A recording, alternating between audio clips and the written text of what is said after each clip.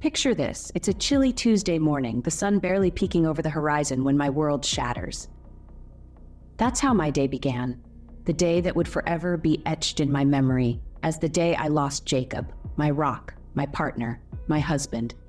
The shock was paralyzing, like a lightning bolt tearing through my heart. The world around me ceased to exist, and all I could feel was a numbing emptiness, a void that seemed to swallow me whole. The grief was all-encompassing, wrapping around me like a shroud, making it hard to breathe, hard to think. And then, like a tempest in the quiet aftermath of a storm, they arrived.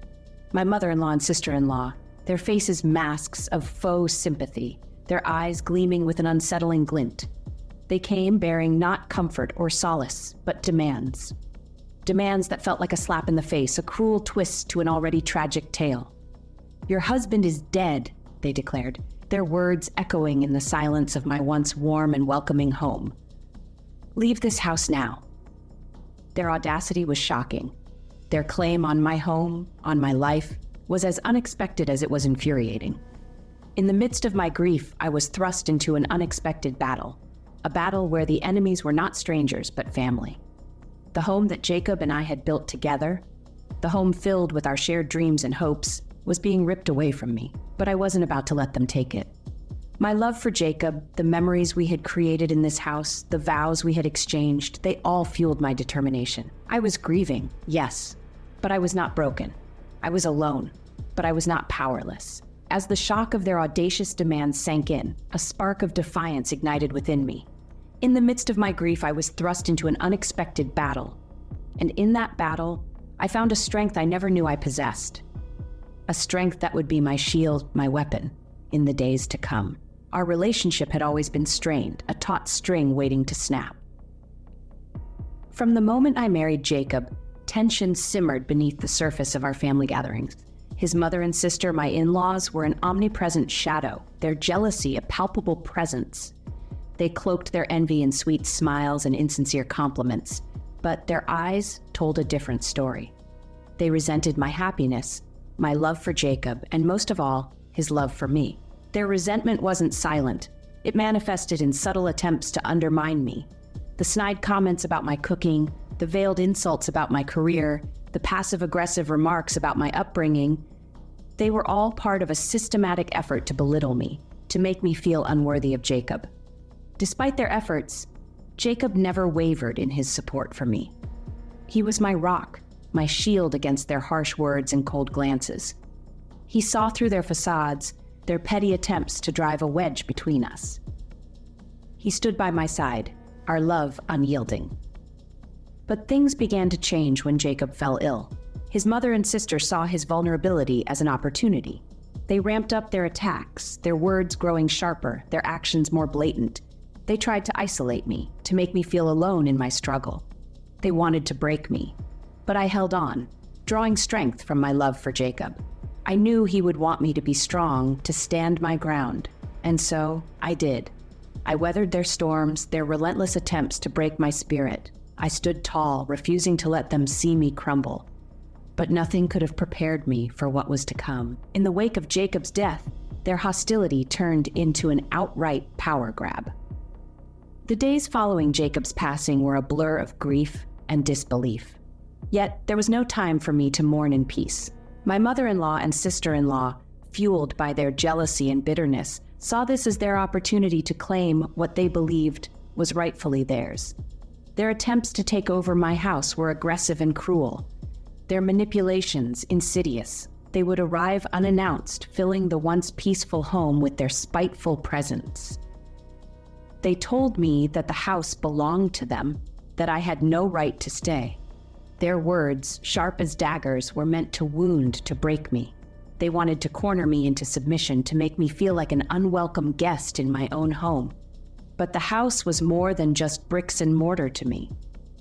It was where Jacob and I had built our lives together, where we shared countless treasured memories.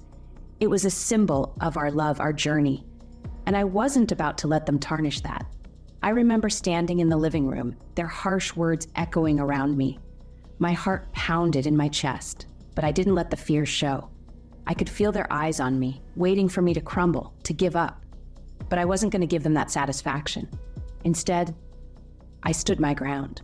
I reminded them of the years I spent turning this house into a home, of the love and care I put into every corner. I told them that their claims were baseless and that I had every right to stay. Their faces twisted in shock as I spoke. They weren't expecting me to fight back, to stand up for myself. But I was done being their puppet, done letting them control me. I was ready to fight, ready to reclaim what was rightfully mine. It was a ruthless siege, but I was far from defeated. They underestimated me, and that was their biggest mistake. I knew I had to stand up, not just for myself, but for Jacob too. Yes, he was gone, but he wouldn't want me to lose everything we had built together. So I hatched a plan.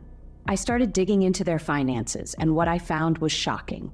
Their financial situation was a mess. They were living beyond their means, riddled with debt and bad investments. It was clear that they needed my house, not out of some twisted sense of entitlement, but out of desperation.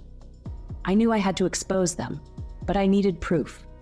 I combed through bank statements, credit card bills, and tax returns. Bit by bit, I pieced together a damning picture of their reckless spending and poor financial management. I then brought this evidence to my lawyer, who was astounded by what I had uncovered.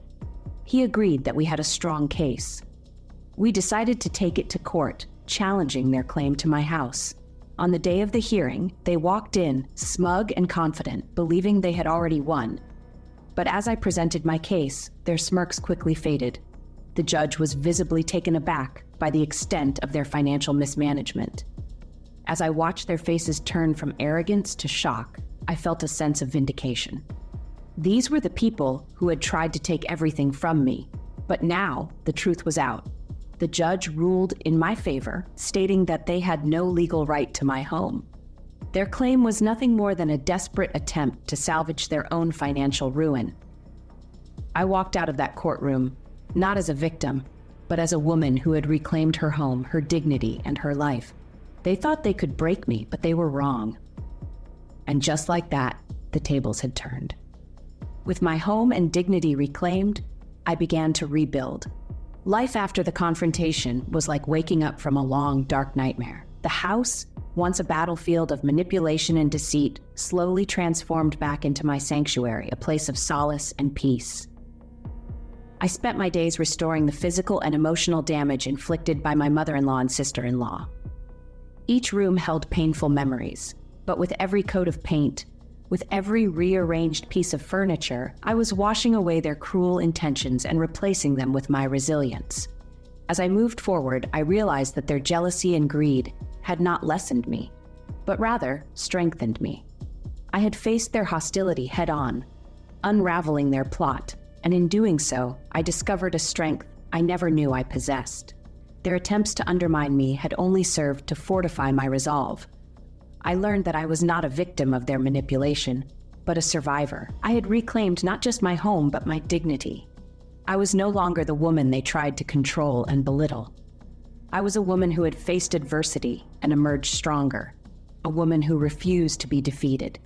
In the quiet moments, when the dust had settled, I found peace. I found it in the strength of my spirit, in the courage of my heart. I found it in the knowledge that I had faced my greatest fear and emerged victorious. I began to rebuild my life, free from their toxic influence. I found joy in the simple things: a quiet cup of tea in the morning, the warmth of the sun on my face, the peace of a house that was truly mine. I found strength in my solitude, in the knowledge that I could stand on my own. And so, life moved on. Each day was a new beginning, a fresh start. I was no longer defined by the battles I had fought, but by the peace I had found. I was Kate, a survivor, a woman of strength and dignity. In the face of manipulation and betrayal, I found my strength. Now I stand tall, free from their toxic grasp.